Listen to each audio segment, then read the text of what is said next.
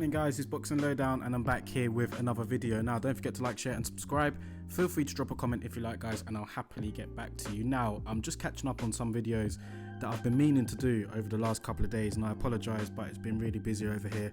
But I wanted to give my thoughts and reaction to Juan Francisco Estrada and Roman Chocolatito Gonzalez, a fantastic fight that took place last weekend, and it lived up to the billing and more. Do you know, like I said before the fight, it was one of those events where if you're a hardcore fan, you don't need to sell it.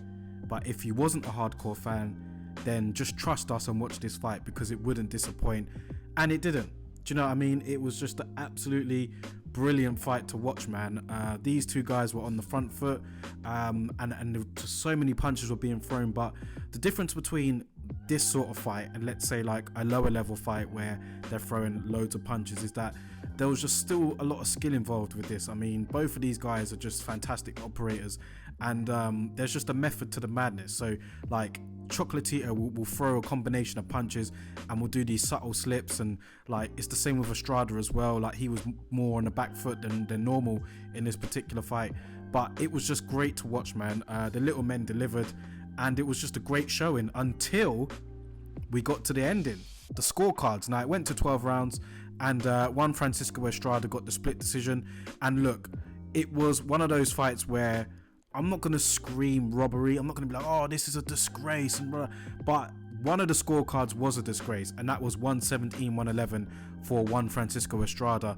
He got the other card 115-113, which I guess I could accept. But really, in my opinion, I had Chocolatito winning this fight, man. And I had him winning it, and I thought it was quite clear that he won the fight. I don't think that...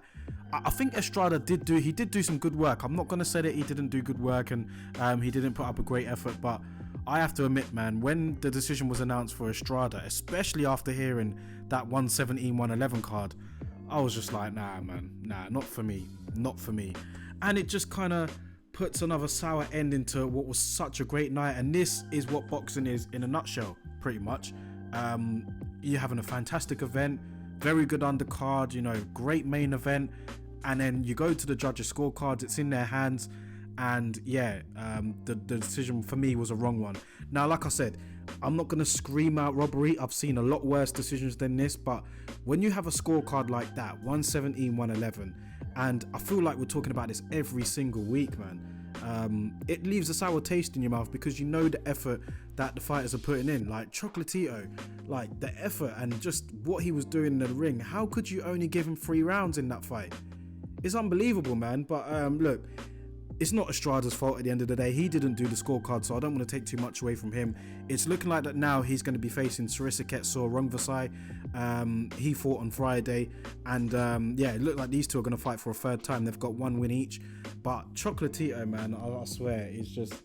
I'm not even trying to be too biased, because I do love watching Chocolatito as a fighter, but that doesn't mean I don't have the same amount of respect for Estrada. But just watching Chocolatito in that ring, man, he was just so humble afterwards, and you know, just giving thanks to God, and you know, he even shed some tears in the ring afterwards, man, and you felt it for him, because I don't know many people on Twitter or anywhere that picked Estrada that winning that fight. I don't know many.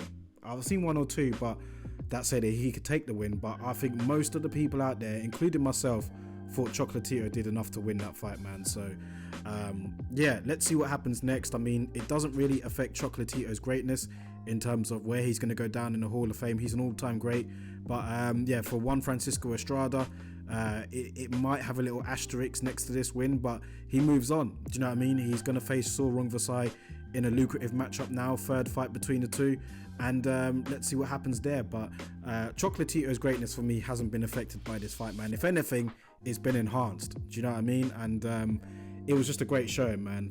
Hats off to both men for a great night, and it was just great to watch, man. So shout out to everybody that stayed up in the UK to watch it, and yeah, we wasn't disappointed, man. So let me know your thoughts about it in the comment section below. Was you in agreement that Chocolatito won this fight pretty clearly? What was your scorecard for the fight, if you had one? I'm gonna admit I was keeping one, but then like I just stopped towards like the later rounds, because I was keeping it in my head as to who I think would be winning, but in terms of round by round, I stopped doing it after the later rounds. I just wanted to enjoy the fight, you know. So yeah, but let me know your thoughts on it anyway, guys, in the comment section below.